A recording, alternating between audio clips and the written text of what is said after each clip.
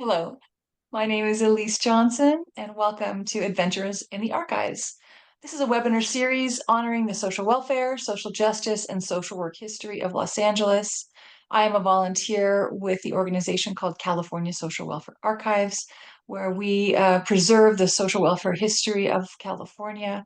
This webinar series is focused on the area around Los Angeles. And today's topic is about the history of homelessness in Los Angeles.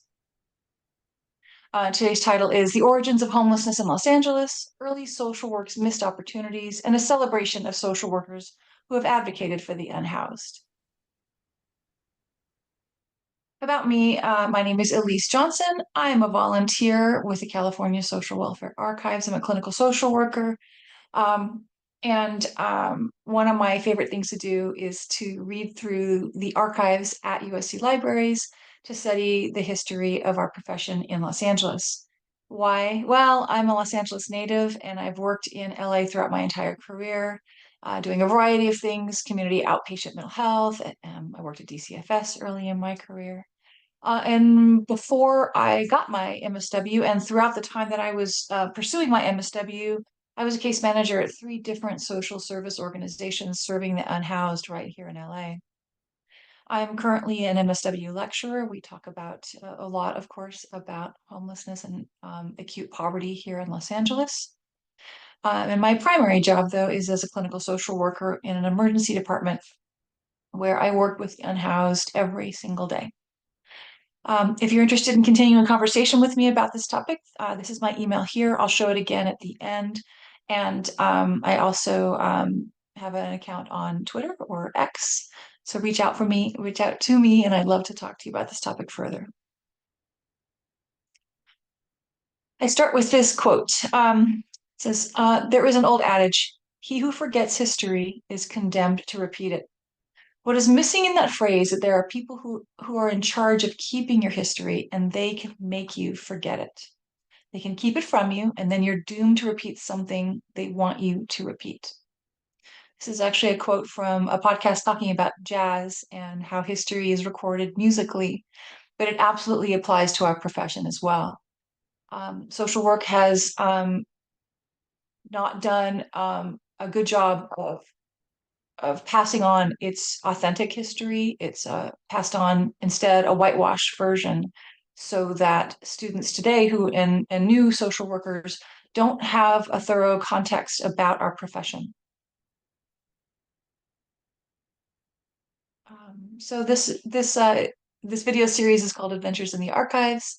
Uh, and the purpose of it is to really utilize primary sources and the share the excitement I have for archival research and share the social workers that have been honored within the California Social Welfare Archives Hall of Distinction, but also introduce LA social workers in particular whose work has been forgotten, whose work has been minimized, and in many cases deliberately ignored. And by doing so, I want to include an honest retrospective about social work's acts of omission, exclusion, as well as our acts of commissions of racism and participation in systems of oppression. Uh, Although this webinar series is really based around Los Angeles, I do ultimately hope that people who watch this are inspired to look at the research of social work and social welfare in your own communities. Do want to say that I am an amateur historian and there will be mistakes, but I'm doing the best I can, particularly to promote the primary sources and let those primary sources speak for themselves, and to do the best I can to promote voices of color and other marginalized communities through their words and their contributions. Okay, let's get into it. Today we're talking about the origins of homelessness in LA. Social work's missed opportunities in a celebration of social workers who advocated for the unhoused. So the question I begin with is this: are social workers experts in homelessness? Certainly we think we are. Certainly if you look at every element of our educational system, the CSWA certainly has a huge emphasis on educating social workers on best practices and to address homelessness and acute poverty. There are curricular guidelines specific to addressing and teaching homelessness. There are professional organizations, of course, of social workers working in that space. There is the grand challenges, of course. One of the grand challenges is to address homelessness. So we certainly have a body of experience and knowledge working in the academic field and certainly in the practice field. But are we viewed that way in the community at large? And I think that is a really important question, because if you look around Los Angeles County, for example, and look at the folks that are doing liaison work between LAHSA, let's say, and the county, typically for the cities that are not part of the city of Los Angeles, so Culver City, West Hollywood, um, there's there are cities within LA County that have homeless liaisons, they're called, that work for those cities, who liaise directly with the unhoused populations in those communities, and then have a relationship professionally with LAHSA. Um, Time and time again, if you look at the staffers who are working for these independent cities, they have really great experience in city planning, perhaps, public policy, perhaps, but I rarely find a homeless liaison that is an MSW or an LCSW. We look to the leadership of the big homeless service providers in LA County, LAHSA being one of them. LAHSA is headed by a physician. And at the upper leadership and the C-suite level of LAHSA, there is no MSW that I could find. Certainly, as we work towards the operationalization of the policies, certainly we begin to see LCSWs and MSWs doing direct service, but at the leadership level, no. So clearly LCSWs are not leading LAHSA. How about the people concerned? No, same, fantastic organization. I worked there a long time ago when it had a different name, and a fantastic organization, but not led by social workers. LA Family Housing, again, another fantastic service provider, not led by social workers.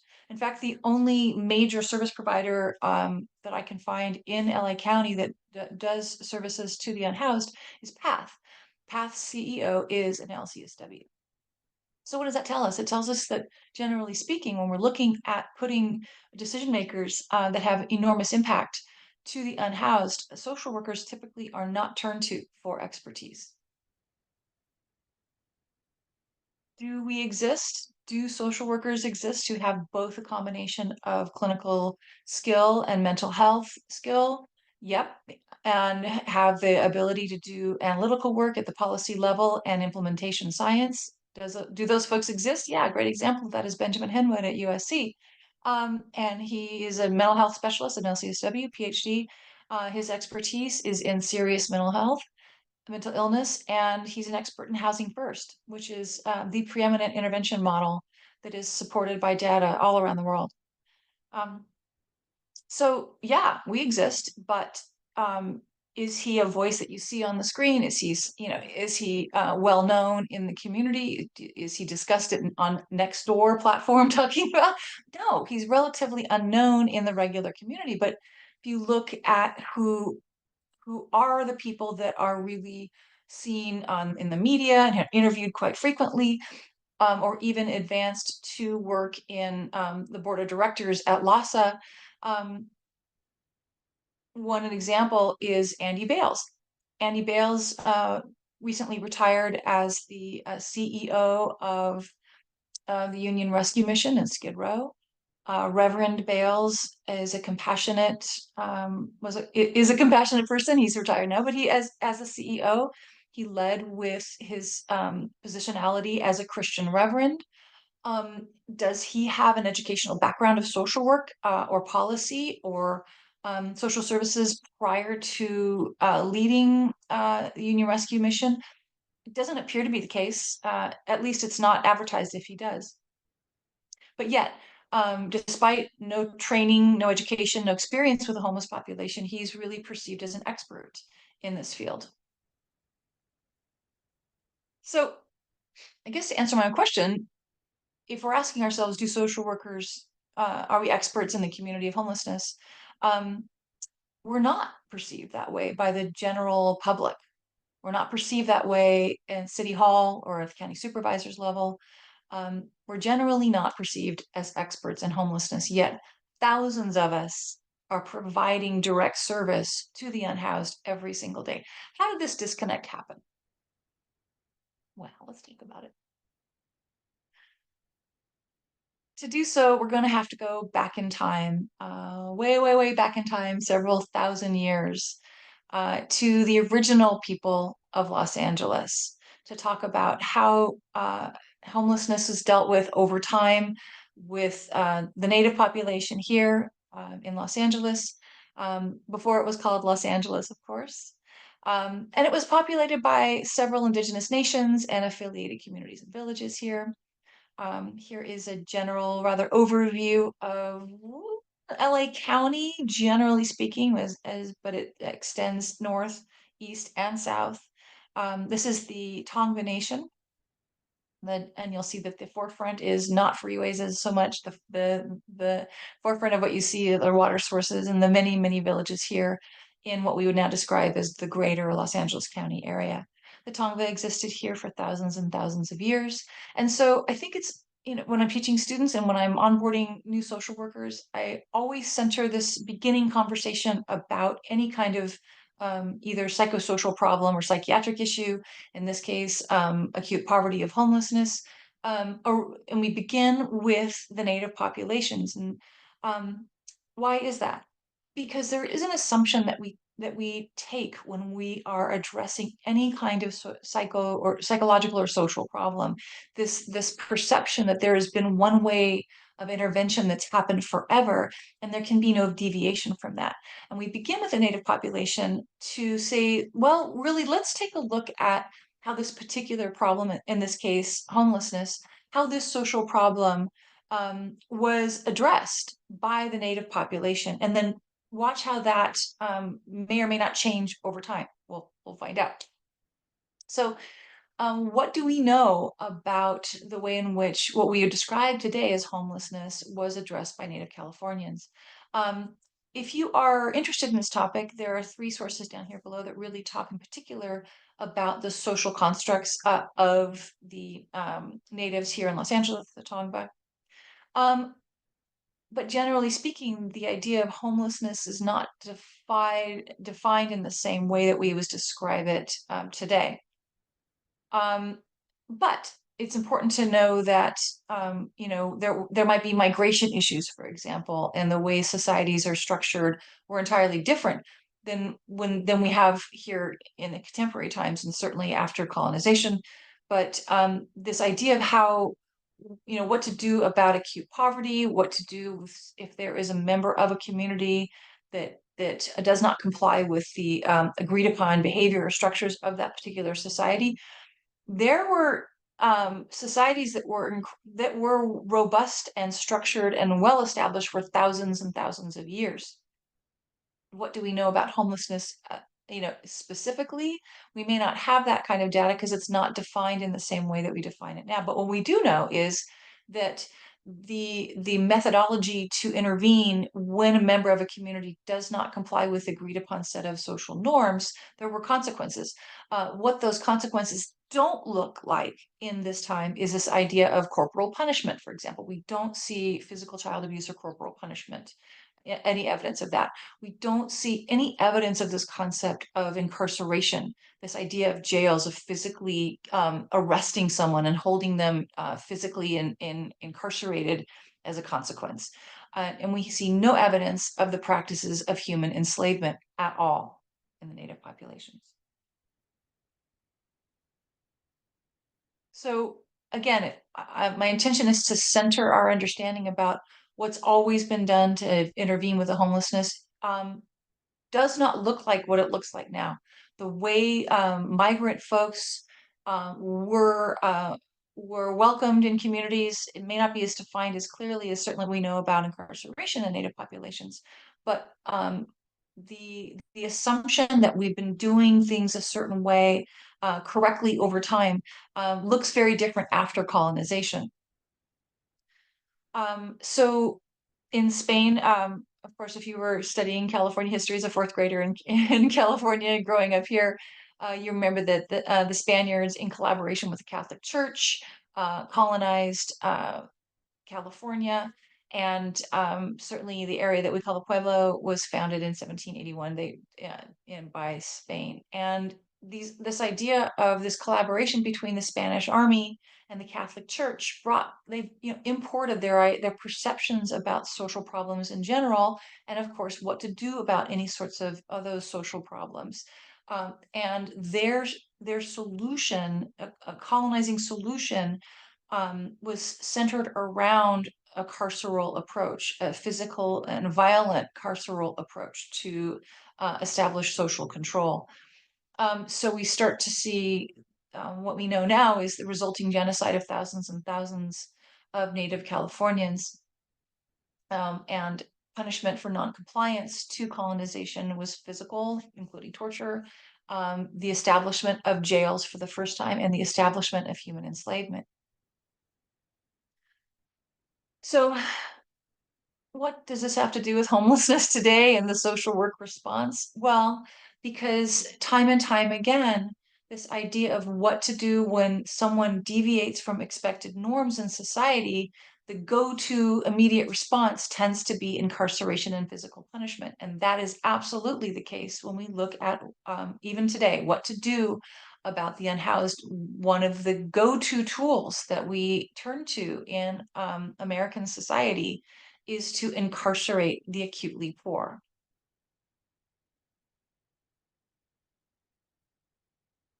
During the Mexican period of Los Angeles, when LA was part of Alta California and Mexico, we do tend to see that linguistically, we're seeing Spanish is the predominant language now. Catholicism is the predominant religion at this period, and that reflects the idea of communal support for the needs of people within that community. And in English, in today's culture, we would call this mutual aid. Mutual aid, this idea that it's an entirely democratic process in which people are bringing support to one another. It crossovers heavily into Catholicism and the role the Catholic Church plays in the support of the family and the immediate community of that church. But isn't exclusive to Catholicism. It's more, but it certainly is correlated. This idea of a communal approach to problem solving. So, of course, since this was pre-English language here, California was at this point next Mexico, and of course the language was Spanish. This model was called Las Mutualistas, and it developed in LA long before the Anglos or the Americans immigrated to Los Angeles. So again, what is mutual aid? People helping their own people. It is a precursor to the professional helper. It's a precursor to the charity organizations or the social work profession that comes later.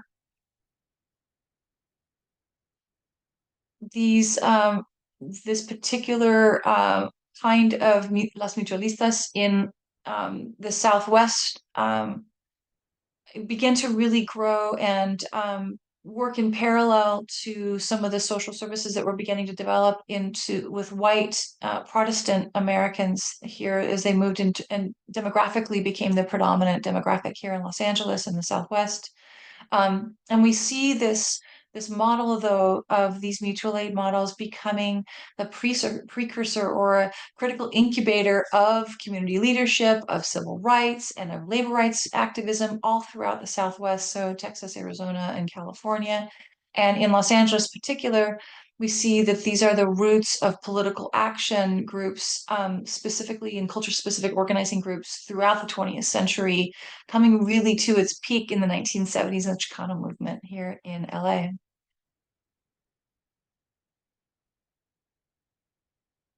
Using the imprint and the modeling of Las Mutualistas, we see other mutual aid groups forming here in Los Angeles. If you're familiar with the incredible work of Biddy Mason here, Biddy Mason is considered a social worker, and we honor her in the California Social Welfare Hall of Distinction. And she in collaboration with other African Americans, founding African Americans here in LA in the mid 1800s, welcomed travelers and immigrants African Americans fleeing the violence and the torture of the Jim Crow South, moving west and housed folks in her home. We see other mutual aid groups modeling from Las Mutualistas that are supporting European immigrants as well, a wide variety of Anglo and European Americans moving to Los Angeles and changing the demographics in around the mid to 1800s, but also using that model to provide support to each other as well. This is a photograph of a book that is near and dear to my heart and really brought me into the interest in volunteering with California Social Welfare Archives. This is Frances Lomas Feldman's book, Human Services in the City of Angels. And on this is a cover of a group of Chinese kids here in Los Angeles. And it was this book is no longer in print, but is still available through the Historical Society of Southern California. And it really talks about these mutual aid models that were vibrant and robust here in the end of the 1800s.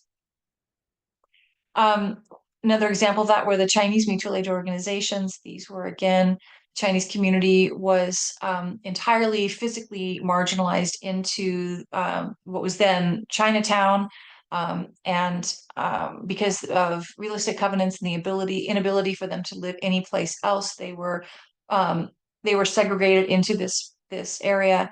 And because they were unwelcome in any other forms of the white English structure here in Los Angeles, they developed a robust mutual aid models for Chinese immigrants.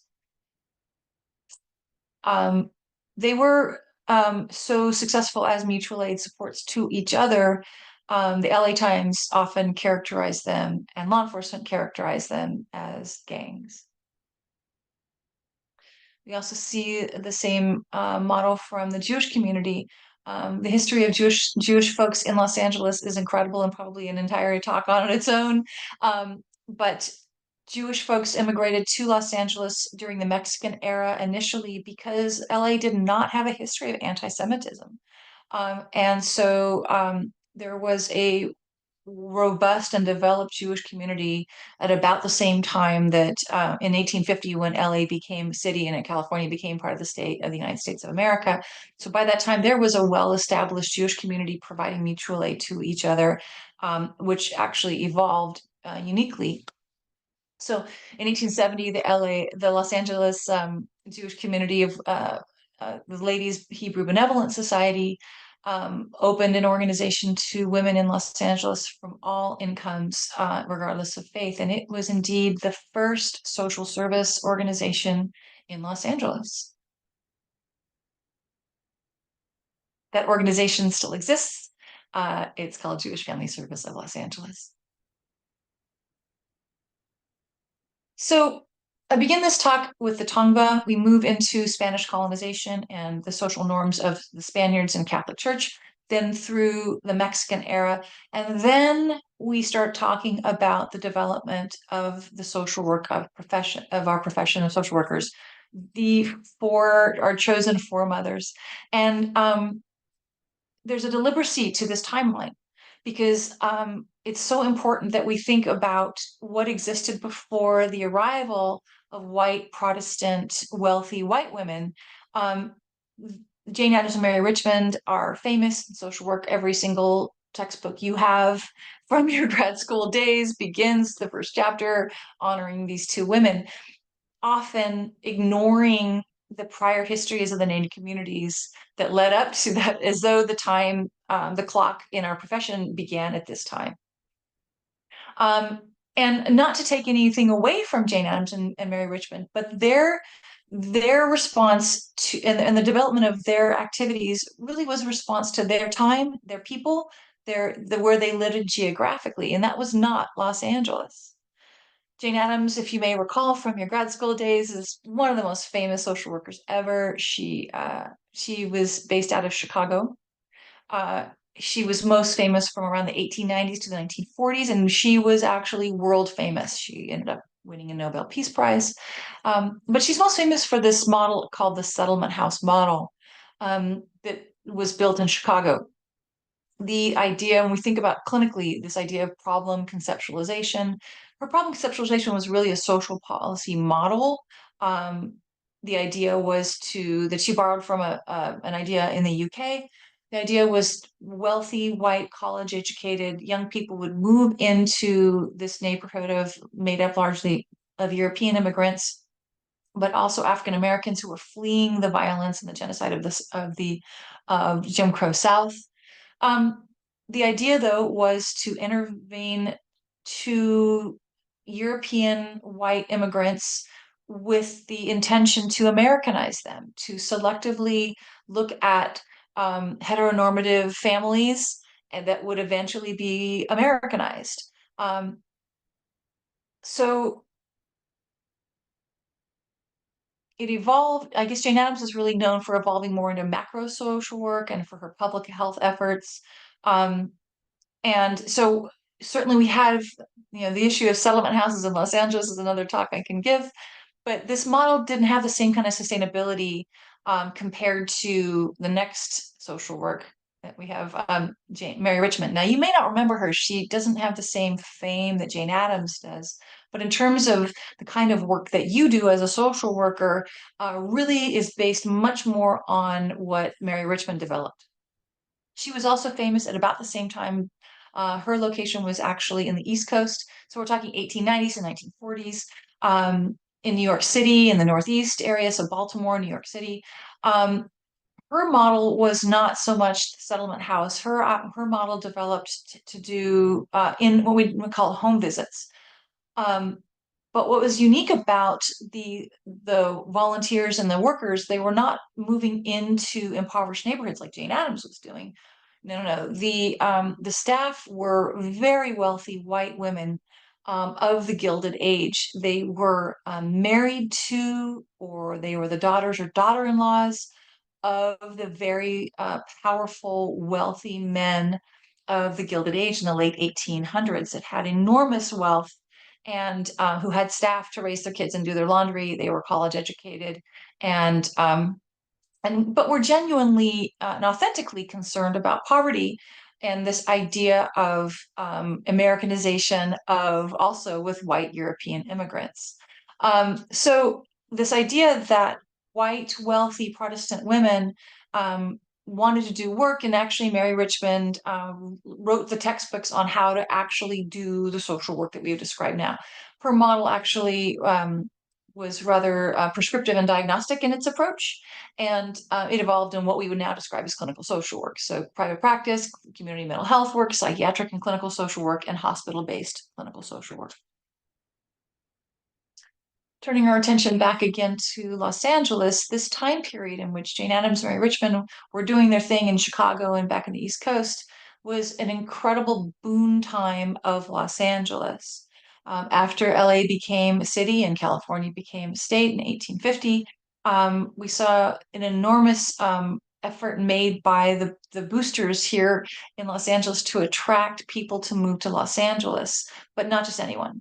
The marketing of Los Angeles was targeted to white Protestant families in the Midwest, and those folks brought all of their anti-Semitic beliefs and their racist ideology with them to Los Angeles. And this is actually a postcard from the early 20th century. And it says at the bottom, "For centuries, the Anglo-Saxon race has been marching westward. It is now on the shores of the Pacific and can go no farther. The apex of this movement is Los Angeles County." So the LA Chamber of Commerce was actively pursuing white Protestant folks to move to Los Angeles. And so as a result, by the time in the turn of the 20th century, white people are now the majority demographic for the first time. Um, but it wasn't that marketing efforts that were reaching out to specifically dedicated to heteronormative families in the Midwest was actually being reached by everyone, particularly after the Civil War. The United States of America was experiencing a wave of what we would call national homeless crisis across the United States. And as such, California developed a law in 1872 called the California Vagrancy Law. This was modeled after a law in the UK, also called the Vagrancy Act, which made sleeping outside, or in the UK parlance, sleeping rough and panhandling or begging, illegal. So it's the first time we see a penal code, we see a law specifically dedicated to poverty, to addressing poverty. It's the first time we notice that, okay, the solution from a policy perspective is one of that is punitive. So it actually made sleeping outside illegal, and it could be, someone could be charged with disorderly conduct if they were found, quote, lodging in a public or private place without explicit permission. This first wave of homelessness in Los Angeles, again, was reflective of a crisis all around the country. But it's the first time we see a huge spike in the numbers in Los Angeles, specifically as a result of the transcontinental train. So in the past, the trains were working their way westward, but it wasn't until the late 1800s that you could actually get on a train and one end of the country and ride it all the way to the Pacific Ocean, whether it's Washington State or in Oregon, but certainly in Southern California. There were many, many men, for the most part, that were nicknamed, not pejorative terms, tramps, hobos, flybys, vagrants, jumping on the backs of trains and taking them across the country because they too were attracted to the weather. They were attracted to the same kind of marketing strategies that the LA Chamber of Commerce was working towards other people. They jumped on the chance for a fresh start and the affordability here of Los Angeles at the time. Um, Again, this was a national crisis beginning around the 1870s. This idea of homeless white men was considered to be an epic crisis in the United States of America. Why? Well, many of them were Civil War vets. It's likely that whether they fought for the North or the South, it's hard to imagine what their lives were like with it to return to upon the end of the war. Um, they were men who did not have a vocation.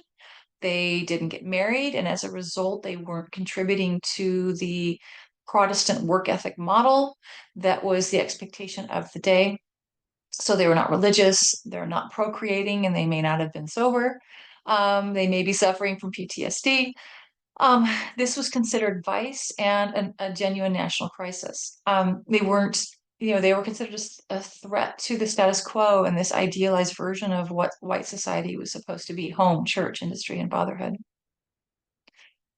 For those men who were homeless and Black, the risk to them was far more serious and dangerous. So, a single homeless Black man traveling throughout the United States, particularly through the South, was in danger of being incarcerated immediately. And the consequences were chain gangs and arrests and 10 years consequent, crime that could be consider for being vagrant could result in chain gangs and death. There were lots of folks that were claiming to be experts in this crisis that they called the trampologists.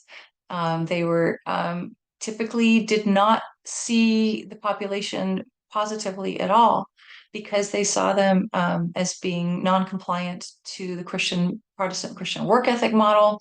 Um, One most famous one was called his name Josiah Flint, and he described homeless men as, quote, human parasites and a species of criminal.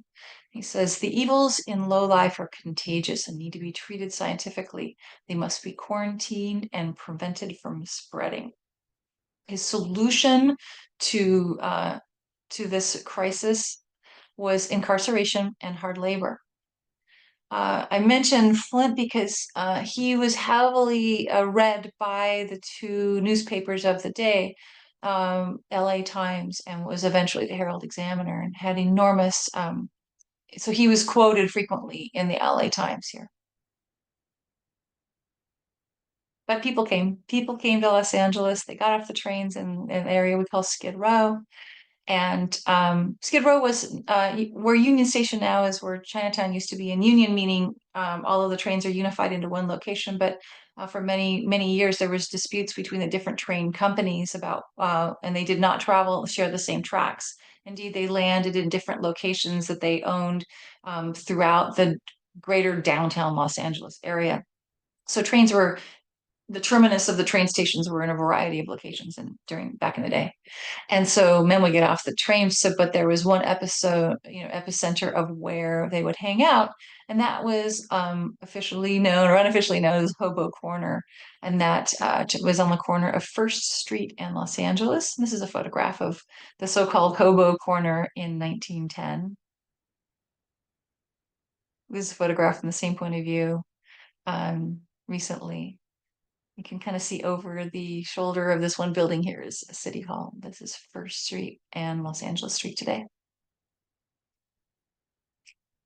So now that our profession is developing on the East Coast with Jane Addams and Mary Richmond, this idea of what social workers are and what we do and who we help and who we don't help, became quite a conversation in 1877 about, oh, okay, where are the social workers? What will this brand new baby profession called social work do about this? It was debated in conferences, and there was a huge conference in 1877. This discussion of what should our role be, what shouldn't it be, and the work of Jane Addams and Mary Richmond were really hotly debated about because that was how we were forming our professional identity, working with white immigrants from Europe and helping them Americanize. So the thing of it was is that Jane Addams and Mary Richmond focused on cishet families, on families that were heteronormative and that they were going to be procreating and ultimately voting in a way that was conforming to this the white Anglo-Saxon Protestant work ethic model. However, most of the men that were traveling around the United States that were unhoused were single men. And so this notion of, wow, what to do with this national crisis, should that be a new subject area of interest for this new profession of social work? So what to do? So the tramp question was hotly debated and was really literally the name of this conference, and the tramp question. And so we turned, because the social work profession wasn't really established in terms of a theory model, we were borrowing heavily on the so-called experts of the day, and including one was an expert of the dean of Yale Law School, whose name was Francis Weiland. And he had a lot to say about the homeless population. And like Josiah, the guy I mentioned before, it was not good. It was not a compliment at all. He also referred to them as evil and murderers and dangerous, scourge.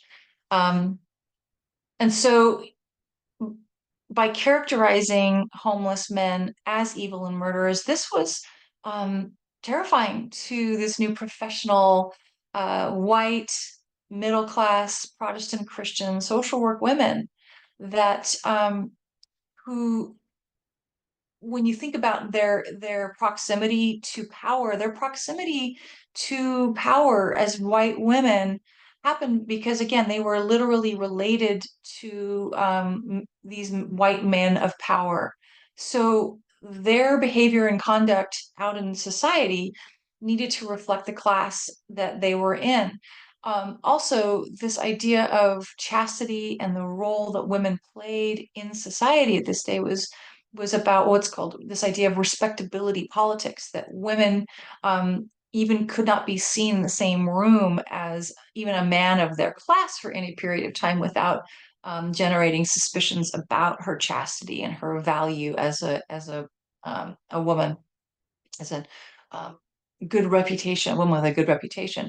So the prospect of women taking on the task of working with homeless men was far too much of a threat to their idea of what their reputation was going to be. So at that juncture, we decided as a profession, nope, that's not going to be our area of expertise. So we opted out.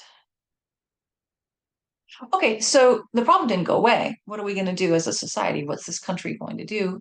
what should we do? Who are the experts in homelessness, and who will then address this issue? Well, the vagrancy law gives us a little bit of a clue that since there is no other strategy really developed, then the obvious solution is that law enforcement will take the lead on this, and the solution is incarceration. We see this in our media of the day. This is an article from the Los Angeles Herald in 1902. It says it is infinitely better to take tramps and vagrants into custody on minor charges and to permit them to roam about the city unmolested. So this notion of taking a carceral approach, again, is a reflection of a colonialist model. It deviates entirely from native culture, deviates from the mutual aid model. This idea of utilizing Los Angeles Police Department in collaboration and partnership with the DA's office was to incarcerate people and sentence them to hard labor. And in fact, by 1910, Los Angeles incarcerated more people than any other city. And we were not a big city compared to other cities. But we incarcerated more people than any other city in the United States. The media of the day absolutely cheered this position and approach, literally for the subsequent 90 years. So, there is another strategy that was utilized also, and that was the development of the mission system. The mission system, which is a Christian-based Protestant missionary model that began to pop up in cities all throughout the United States. This here in Los Angeles, the Union Rescue Mission is the oldest social service organization dedicated to the homeless individual male population, founded in 1893 in Skid Row. It's still there now. This idea, though, of seeing acute poverty and homelessness as a moral failure, and then the logical solution is that a salvation based on this particular form of Protestant Christianity is the solution to the problem of homelessness. So we see this collaboration, or rather this two-pronged approach, is that the intervention is initially to offer saviorism at the mission system model. However, if the man refuses or is not interested in participating in that model, back in again, this is early 20th century, then the only other option available is incarceration. And that really, this incarceration-centered model becomes the primary tool that is used throughout the 20th century. As I mentioned, Mary Richmond, a name you may not necessarily remember, but you're heavily influenced by her if you're a social worker, because we start to see this growth of the charity organization model that began in New York City with the wealthy white women there, was replicated all over the country with the wealthy wives and daughters-in-laws of the white Protestant power system in each city across the United States.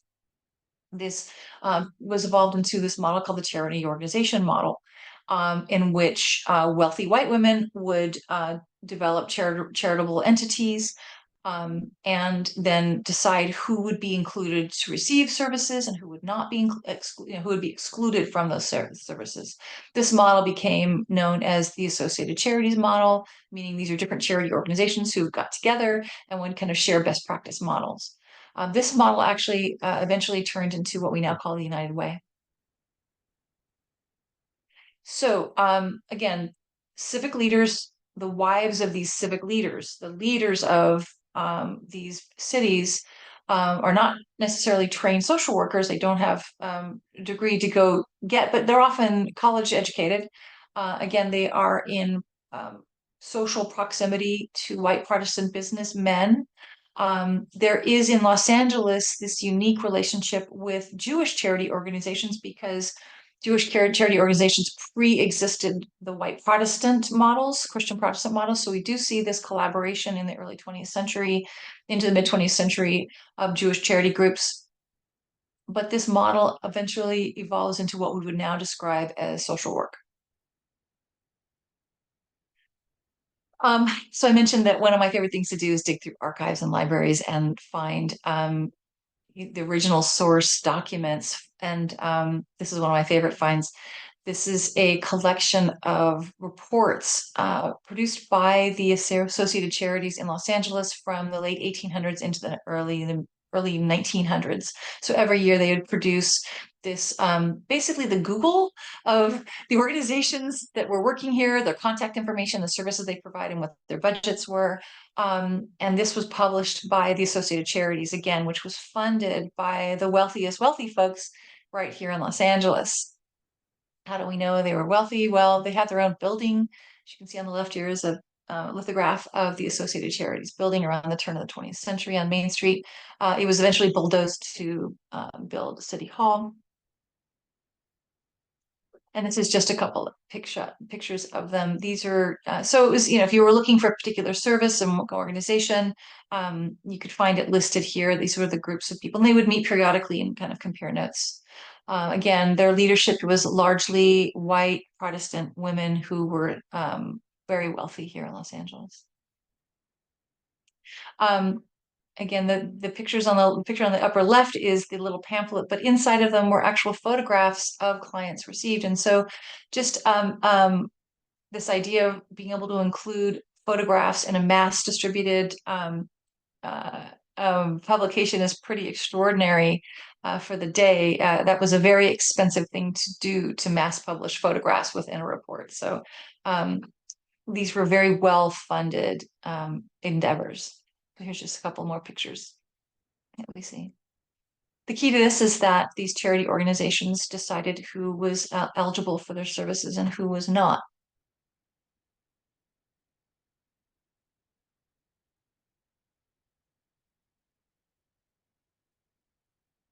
So again, it was this huge collaboration between all of these different organizations in Los Angeles. But what is important to pause and reflect on is, okay, well, who was not invited to this table of the wives of these power brokers in Los Angeles? Mutualistas. No mutual aid organizations were included. Why? Because those are democratic and they are self-supporting and self-sustaining, which meant, of course, that they were not receiving any of the funding that these large charities were getting due to the wealth of their members there. These, again, were democratic groups. They were culturally specific or linguistically specific or religiously collaborative, self-supporting groups. And so they were not included in any of this model. Interesting too, the Protestant Christian missionary groups who were providing homeless services were also really not included in this this group of brought to the table of the power brokers of early social work here in Los Angeles. But they were doing the work, but they were referenced but really kind of held at arm's length. Because why? Because working with homeless single men was considered to be unsavory.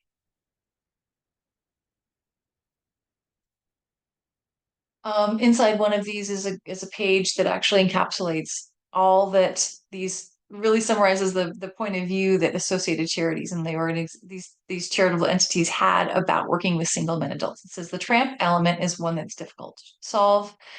There should be work provided the tramp must do to earn their food. So it's the first time we see this idea that if you're impoverished, you have to there are conditions under which they can receive or shouldn't receive services if they are single men and homeless. They talk about a particular Christian charity called the Good Samaritan Mission on High Street. It's doing truly Christian work.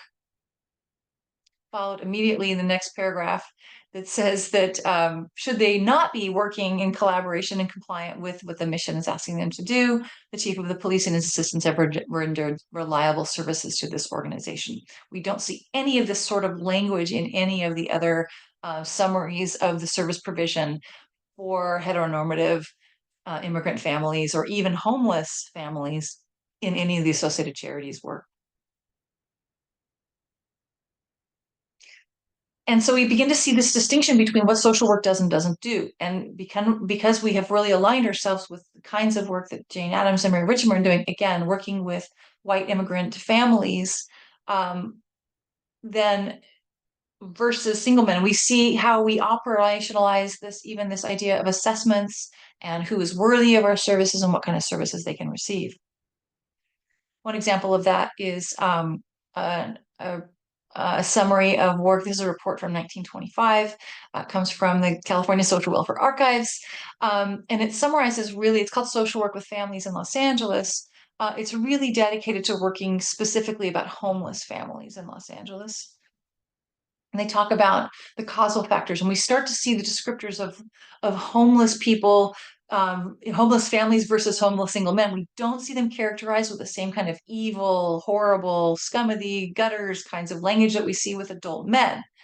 Instead, with families, they're really portrayed in a really interesting way, and I'll describe some of it as that. So they respond to that. They're treated as though. So again, acutely impoverished homeless families versus homeless single men, that these families are lured by the pioneering spirit of the same kind of the boosters that are coming, and they acknowledge that the reason that they're homeless is because they don't have social support upon arrival. We don't see this kind of language that's blaming them for being poor. It's not blaming them for being deviant. And no, no, no. It's this: we need to ramp up social support when they get here. They also talk about the people who are vulnerable to being tricked into what they call medical quackery, and how vulnerable they are to being tricked into, just believing things. But again, we're not seeing them really blaming them for that. They're just vulnerable to quackery. They talk about the vulnerability of Mexican seasonal labor migration. Again, heralding them as being entrepreneurial, and because they're moving here from Mexico or even within the state of California. But again, they're not seeing this kind of pathological language assigned to Mexico seasonal labor migration at all. One so-called expert calls them, really describes them as being very adventurous. And so says the reason that they come to California is because Model Ts are really affordable. The affordability of cars is quoted by one. It says, quote, "It is estimated there are more than 7,500 homeless families in Los Angeles living in automobile camps. This is an all year round condition, not caused so much by poverty, but the prevailing family restlessness and Fords." So this idea of case conceptualization with families and children. As social workers, we see this strengths-based approach. We start to see this alignment of seeing them in this kind of mythology of Western, the entitlement that is derived from being a white Protestant family, is you're entitled to expand. This idea of Western expansionism and this myth of the American and the rights of the colonial settler. Um, we're seeing them as being portrayed as absolutely financially capable, and they're trustworthy, as long as this is framed around heteronormativity and procreation, and that each member of this family understands that their role as a cis man, a cis woman, is to perpetuate this kind of this voting bloc that they hope them to become when they do get settled here. We see, the popularity of Sigmund Freud's thinking and the psychodynamic thought about and this early kind of hints of this, what we now describe as early family systems theory, comes into play. Um, this There is a movement during this period of offering direct cash aid to families, and they are entirely trusted to spend that money however they need to. This would never, we don't see any of this language at all when it comes to what single men are experiencing. Those men are vagrants, those men are alcoholics, those men are untrustworthy. Nope, not so with heteronormative families. They're actually given what we would now describe as a universal basic income model to buy what they need, saying this parents know what they need to buy. They're entirely trustworthy. It's a lot of money, but it's $86 a week, um, to buy, in today's money, it's $5 at the time, but in today's money, it's $86 a week to help them buy the food that they need to buy. There's further discussion about the growth of interest in social work, that most social workers have college degrees, and that they don't yet have a lot of technical training, but that's about to change. Um, a lot of detailed work about an analysis about what's causing homelessness and what the solutions are. And many of them um, repeat what we know now, that providing social support and affordable housing is the solution to the times of homelessness 100 years ago in Los Angeles. The popularity of programs grow across the country. Berkeley founds their program in 1918 and USC in 1920. Um, it was USC's program was framed in an individual practice model. It evolved into a psychiatric social work based model curriculum, which really was the case, well, probably into the 60s. So they went to a generalist model and then back into a kind of psychiatric social work model, and now they're back to a generalist model now. So as I said, in 1920, USC was the first social work program in Los Angeles and remained so, and to be the only social work program in Los Angeles until 1947 when UCLA was founded. And that was it. So if someone wanted to get a degree in social work, USC was the only place to get it here in LA. Two of the founders of the social work program were a married couple. They were sociologists, and so the school developed out of a sociology department. And so by 1937, so 17 years into the School of Social Work's development at USC, we see a pretty well-established curriculum, and in particular, a textbook by one of the professors who founded the program. Like I mentioned, they were a husband-wife team of sociologists. The Youngs are their names. And Doctors Young were very active in the Los Angeles social work community. Their name pops up all over the place whenever I'm doing research about whether it's immigration here in Los Angeles or homelessness or so they were very well respected within the community of social work here in Los Angeles, and they were teaching. Um, so in 1937, a textbook was written by Earl Young, and he sourced a variety of social work textbooks and experts around the country. This particular textbook used work from Russell Sage Foundation, which was a very well-respected publication of social work practice in New York City, and referenced that basically he was writing this book to provide the best education possible for social workers in Los Angeles, USC. It included things like a code of ethics and behaviors and professional standards for medical and psychiatric social workers, as well as a variety of assessment tools. One in particular was considered to be the gold standard of how to do psychiatric and social work assessments in Los Angeles.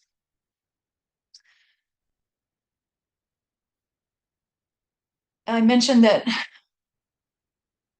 one of the more difficult aspects of doing archival work is when we discover aspects of our history that we have chosen to forget or whitewashed or pretend didn't happen.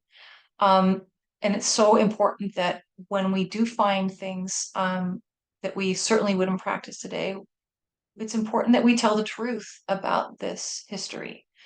Um, and one example of this is that Dr. Young recommended to training USC social work students that the best way to conduct what we describe as psychosocial assessments was using a tool of scientific racism called eugenics. So why does that matter? It matters because if you're the only school you can go to is teaching a racist tool by which to conduct your psychosocial assessments, what we see over time is that as the 20th century progresses, there are circumstances under which injustice, racism, and horrific acts of human cruelty occur right here in Los Angeles. And the social work response is either to ignore it or, but generally speaking, we don't take a stand. And and that tracks with what we're training. If all there is to be trained on is using a scientific racist approach to do assessments, it can't be a surprise that when we are confronted with injustice, we're not trained and not taught to fight injustice, to fight racism, just the opposite. We are trained to participate in and even take a leadership role in some cases in systemic oppression and racism.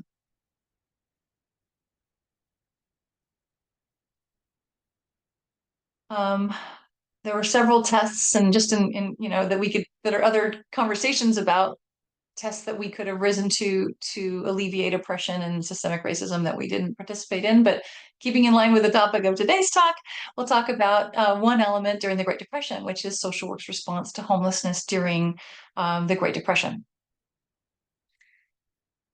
So then, as in now, California in 1934, as in 2024, California has more transients in homeless folks in California than any other state in the country.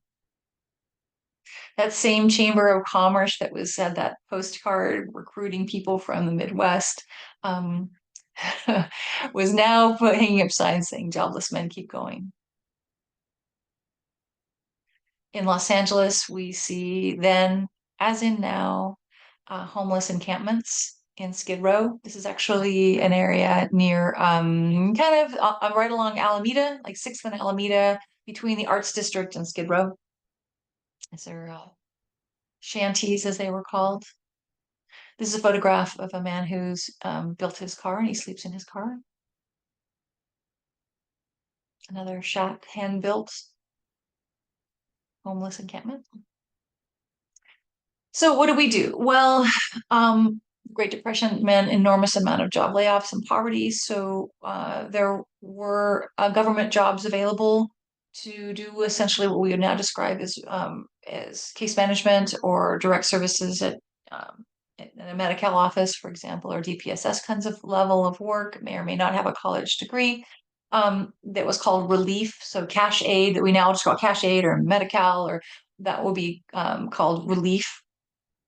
And here's a photograph from a couple of social workers that were working at the California State Relief Organization in the Compton office. Here they are sitting with a pile of papers. So just now, as it was then, we are drowning in paperwork. That hasn't changed. But the kind of work that they were doing is really basic needs kinds of stuff. The organization associated charities evolved in the community chest and continued to provide charitable work in terms of what to do as a social work profession. Again, we didn't ever really develop a methodology to address widespread homelessness. We cherry picked those that we thought were worthy, the worthy poor, and so that did not change over the course of the Great Depression. And instead, we continue to defer to the evangelical Christian missionary models and law enforcement to address the homelessness issue in single men. So much so that the Los Angeles Police Department developed something they called the bum blockade, in which the Los Angeles PD drove all the way to the eastern border of California and did whatever they could to block homeless folks moving to California whose destination was Los Angeles.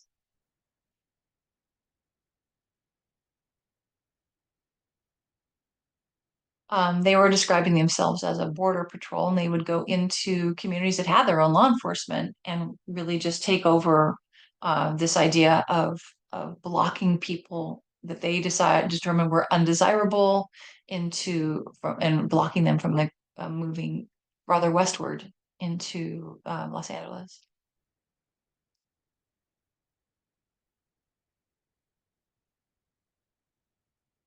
Particularly vulnerable were single Black men who were routinely not only just stopped and not allowed to continue on further, they were incarcerated and often beaten.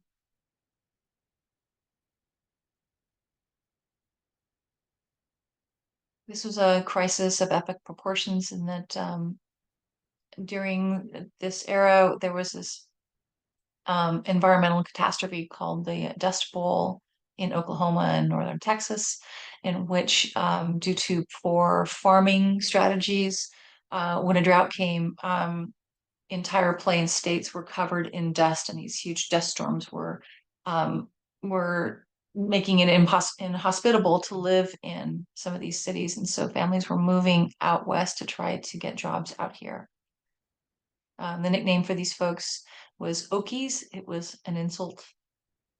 It's an example of folks fleeing the Dust Bowl plain states to try to come to California for a better life. There's a famous Los Angeles historian by the name of Kerry McWilliams, and he was describing what it was like during this time. In the second half of the 30s, about 350,000 Dust Bowl refugees flooded the state. They were promptly stereotyped exactly as a racial minority. They were called Okies and Arkies, and they were considered like shiftless and lazy and irresponsible and had too many children. And if we improved the labor camps and put in a table, they would chop it up and use it for kindling. Once I went into a foyer of this third-rate motion picture house in Bakersfield and I saw a sign, Negroes and Okies upstairs. Um, so the bum blockade was very successful in doing what they could to keep people out of Los Angeles. This is a photograph kind of a town in Nevada. It's clearly not Los Angeles. It says Los Angeles city limits. Actually, it's kind of mocking the LAPD. You can see by the snow, it's not Los Angeles, but the community there is mocking LAPD's dominance over their town and the way that they have blocked people from moving into California. It was a violent time, and by 1936, there began to be more investigations about the level of violence that LAPD was enacting upon homeless migrants. So, what did we do as a profession? Well, generally, we were particularly not involved. We did, as I showed you the picture of those two women, we were doing relief work, but generally speaking, we didn't take a stand at all in defense of anything that the LAPD was doing at the time. For the most part, we weren't really broadening our scope in any particularly meaningful way as a profession. We were using that charity organization model. But there are a couple of examples of folks that I think are really important to hear from that were singularly standing up. We're not, again, part of a professional response by any means, but there were a couple of amazing social workers that I want to introduce you to. And one of them was a case worker. He was a bachelor's level social worker who was providing what was called relief services to homeless men moving around California, and he was based in LA. His boss describes in this report that he kind of went undercover. So he took a leave of absence from his job because he kept on hearing from his clients that they were being treated with abuse, that they were being incarcerated, and that they were being terribly treated. And he wanted to find out for himself. So he took a leave of absence from his job and took nothing on his back and jumped on the trains and began hitchhiking and had decided to live as a homeless man for a period of months. He kept a journal, and at the conclusion of the time that he was homeless, he submitted his journal to the California State report, and it ended up in an report in 1936.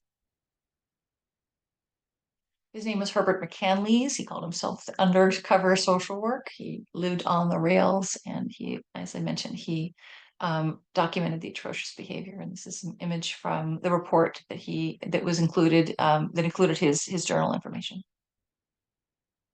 Talked about being arrested and booked by the LAPD in these border states and throughout California. In one case in particular, he and a kid that was kind of traveling with this group were about 36 men that were detained at a freight yard in Los Angeles. Um, they were pulled aside and told to line up outside a yard fence to have our pictures taken. I expected to be mugged, so we expected to get a mud shot and to be like processed as a criminal. But instead, it turned out to be a group picture, and the police kind of paraded them in front of newspaper photographers. Describes abuse by the LAPD, particularly to elderly men. He describes what happened to this one elderly man and that was abused by LAPD. He talked about the racism that occurred during this time and how he was treated very, very differently than the black men and Mexican men that were traveling with them. And in one case in which this group of 36 men were all held without charges in incarceration, in jail, and inexplicably they pulled him out and they released him while they kept the rest of the men incarcerated. Another example of individual advocacy was a social worker by the name of Dorothy Weiser Smith and the work of the Travelers Aid Society. So, in all of your textbooks, you will hear that Jane Addams and Mary Richmond are the very first social workers, but an organization called Travelers Aid would like to have a word. They consider themselves the oldest social welfare movement and developed in the 1800s. Um, and their focus was on forever about folks that were traveling from place to place. The language that they used was never pathological. Throughout all of Travelers Aid documents, you'll see terms like moving person or mobile people. You don't hear any language that is pathologizing or pejorative, like homeless or transient, like so many of the other places are. And this, by the way, this content comes from the Travelers Aid records that we have in the California Social Welfare Archives. Dorothy Weiser Smith was one such social worker here in the LA area. She was in charge of the Los Angeles Travelers Aid Bureau, and she was really working with people coming to Los Angeles, single men and families as well, who were homeless.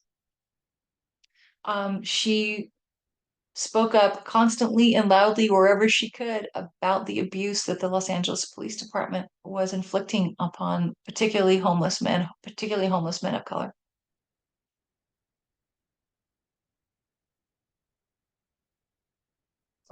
She was characterized as a communist, or maybe she was a communist, but at that time, that was a dangerous thing to be called a communist. Um, and yet she was a fierce advocate to stop the violence against the homeless.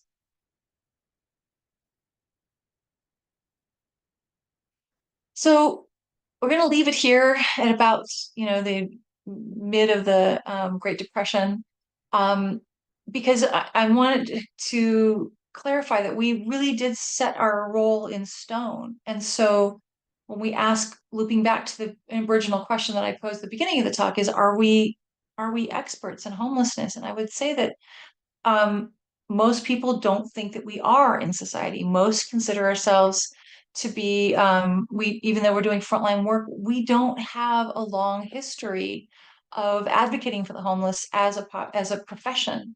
And if we look at how we behaved 100 years ago, it really did set us on this path of choosing to this idea of when we chose to be helpful, when we chose to intervene or not.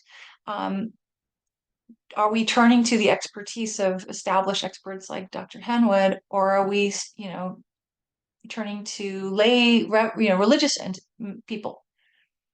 Um, and unless we really interrogate our history and understand how we developed into the social workers that we are now, and we understand that our profession's history is really based on the CRT model of interest conversions, when social workers are helping only those who look like them, who have the resources and privilege that we have, white, female, middle class women, largely Protestant, that we can cherry pick those folks who we want to benefit and exclude others.